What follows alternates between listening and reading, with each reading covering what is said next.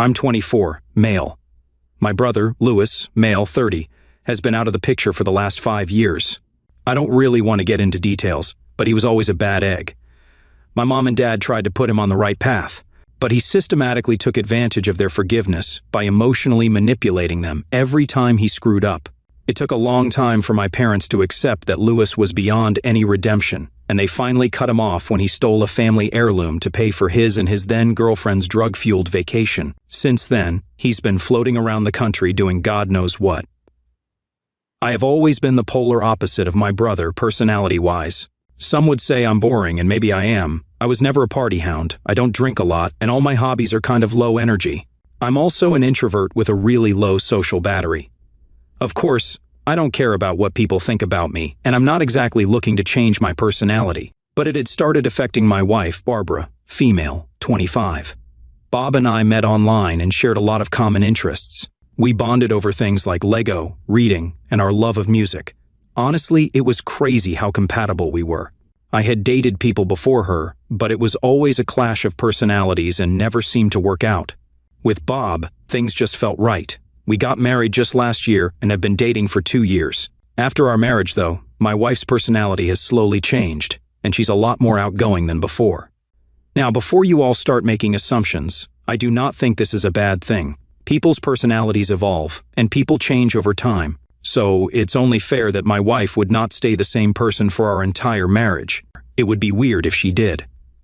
As for the problem of personality clashes, obviously that happened with less serious relationships, but I was willing to put in the work to change for my wife. She was getting into clubbing, going out to parties, and stuff like that.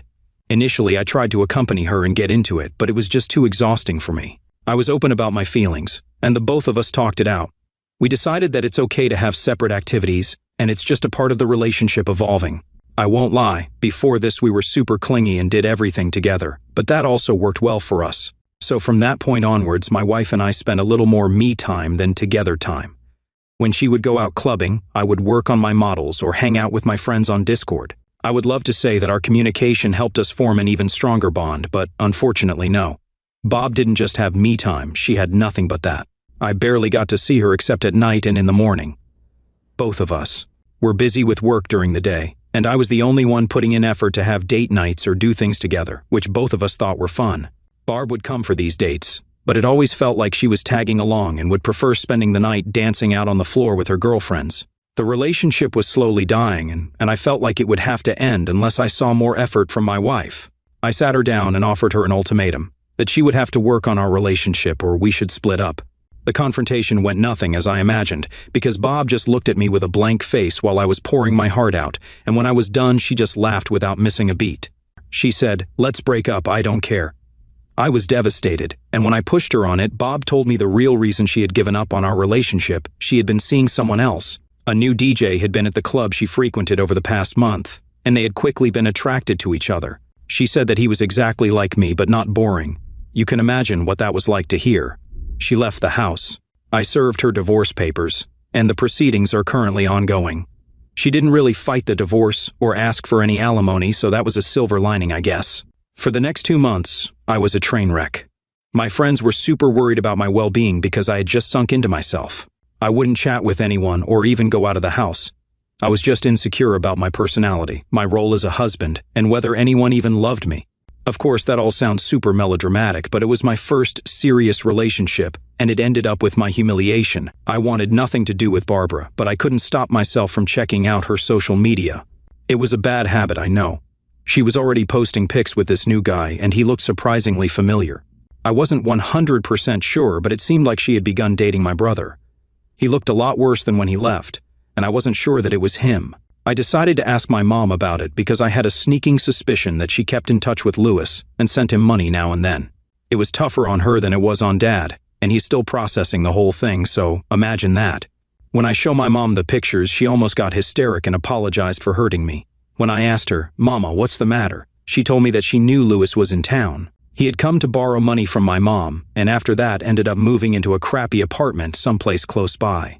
Mom sometimes snuck away to visit him and would see that he was still living a bad life, but she gave him money, food, and whatever she could muster. He barely told her anything, and to be honest, only saw her as a piggy bank, but she did know that he had started seeing someone new.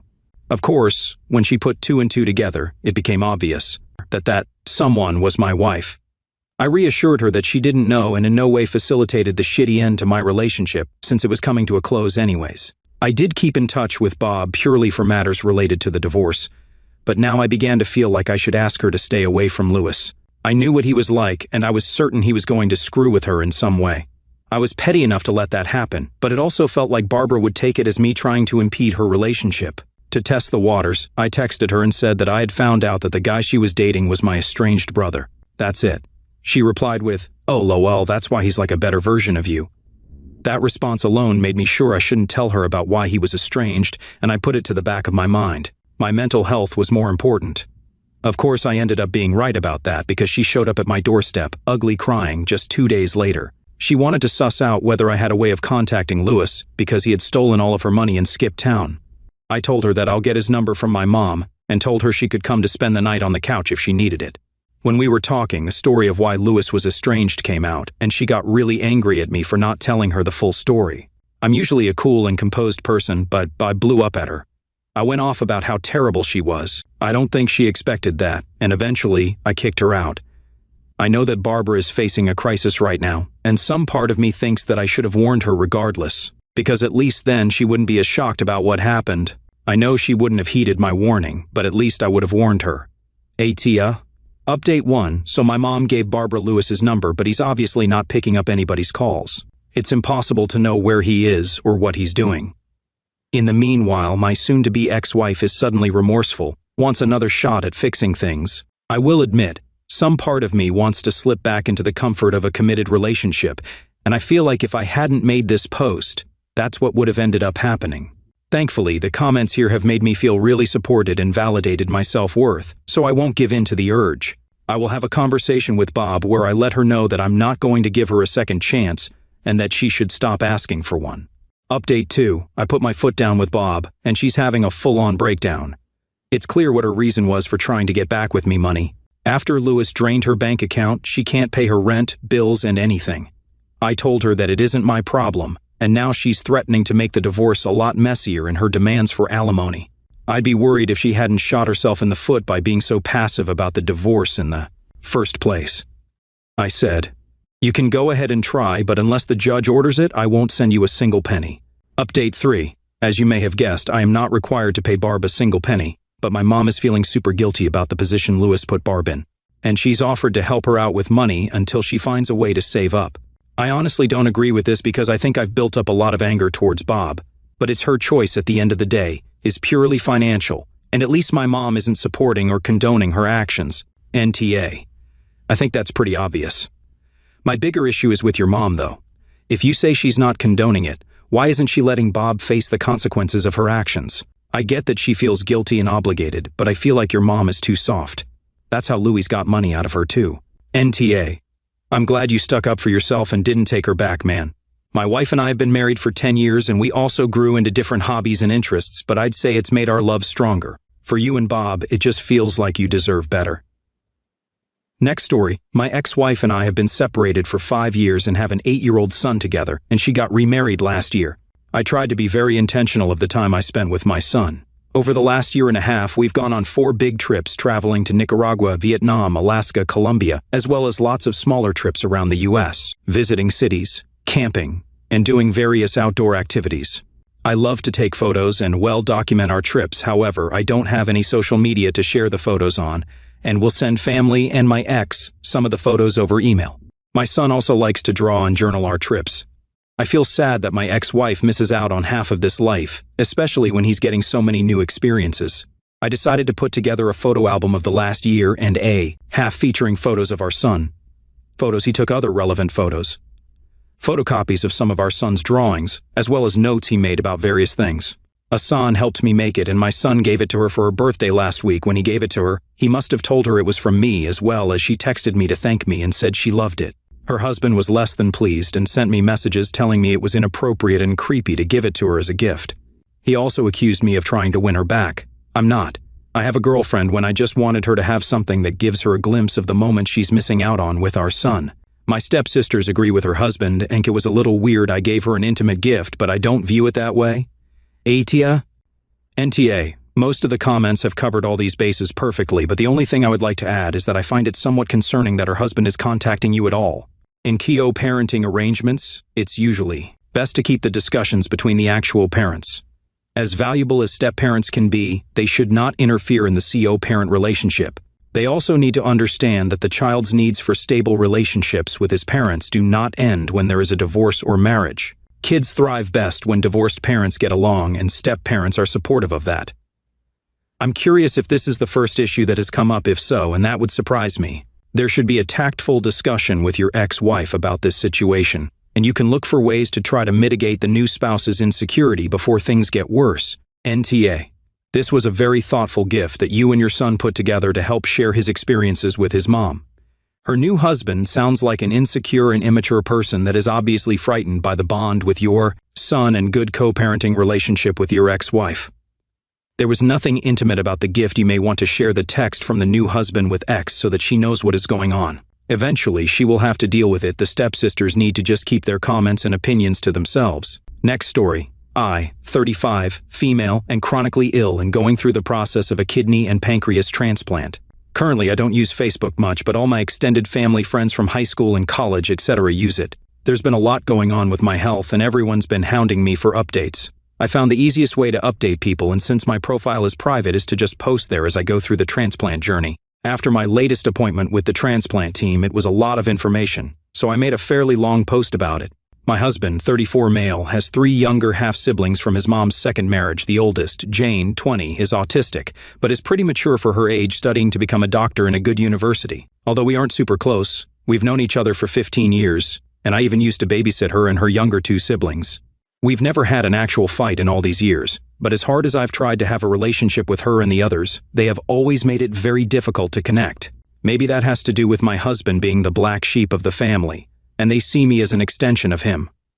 I've tried very hard to reach out to them and spend time with them, family gatherings, just to be treated like I'm not really welcome in the family.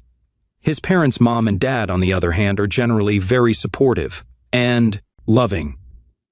I still continue to send birthday cards and text them to see how they're doing, and 90% of the time get no response. I'll be lying if I said that it didn't hurt a little that they ice me out so much, but I know you can't force people to have a relationship with you. So last night, after my long update about my upcoming surgeries, Jane commented on my post. It's very unusual for her to use Facebook, so I was eager to see it. When I saw her comment, it said, "Yeah, not going to read that, all happy for you," or "Sorry that happened, I don't really care." I was very hurt and thought that was a really nasty thing to say to someone sharing something so important and sensitive. I told my husband, and he admitted he told her via text that it was fine to post when I was hurt by it. He called me a snowflake and told me she's autistic so she doesn't get social norms, and why that was rude. I told him being neurodivergent doesn't give her license to be mean. We got in a huge fight, and he went to bed early. AITA. I didn't even say anything to her, just quietly removed her from my friend list, and she's obviously not going to want to see my future updates edit. My husband came home from work with flowers and apologies. He said he fought all day about how it had hurt my feelings, and that wasn't his intention. Apparently, he was sent an image of the meme from her when he okayed it, thinking that since I have a twisted sense of humor usually that I might get a chuckle and move on. He said he saw it as a nice being, that she was reaching out to me at all, and took it as her trying to lighten the mood and make me laugh. She did not send me the meme, but rather typed out the word "so." I had no reference of it being a meme, which would have taken some of the sting out. I would have thought it was just a joke in poor taste, but not a personal insult. Once he saw the comment written out that way, he understood my perspective and realized he messed up. He asked me to please still consider she didn't mean it that way, and not blame her, as he was the one that told her it wouldn't hurt me. Some of you asked if he usually puts me down or treats me poorly, and the answer is a resounding no. We are not headed for divorce, and he does have real remorse. He's been my rock and my advocate with my health for a very long time, and we make a good team. This was very uncharacteristic of him, which is why I wanted others' opinions. When my health suffers, I can be overly sensitive, and as a neurotypical person, I didn't know if maybe I was really being too hard on her. It seems it was poor judgment on his part, and maybe some miscommunication on hers for the way she presented it. Others asked what her mom, my mother-in-law, thought, and I don't know, as I didn't go to her about it, and she's not very active on Facebook, so I doubt she saw the comment before I deleted it. The consensus is clear that I'm not alone and thinking that she needs to learn some better people skills, compassion beside manners if she becomes a doctor. I think the best thing is for me to just reach out to her and explain why it came across as unkind, and not let people continue to make the excuse about her autism. That's not doing her any favors, and she's bright with a lot of potential. I'm always proud of her accomplishments and want to see her follow her dream and become a great doctor one day. Thanks everyone for your perspectives. NTA, she was definitely the a-hole. It cost nothing for her to not say anything hurtful. She went out of her way to write that and even reached out to her brother. If it's okay to me, it indicates that she recognizes it might be rude. I'm sorry that your husband was callous about it. You are not a snowflake. Your feelings are valid. He too is an a-hole.